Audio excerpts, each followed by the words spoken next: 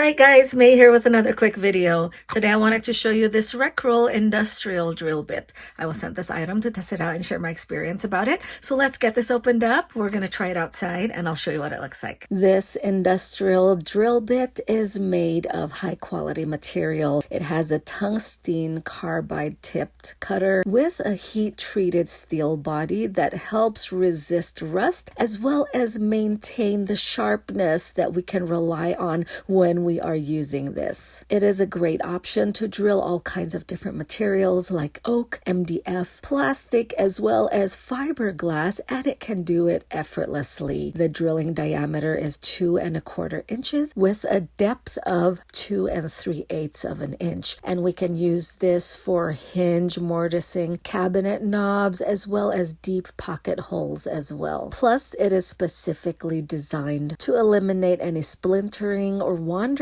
giving us smooth surfaces without having to deal with sanding. This bit is also compatible with different types of tools like impact drills, CNC routers, bench drills, and it is great to have on hand whenever we need it if you are in the market for high quality, reliable industrial drill bit. This is definitely worth looking into.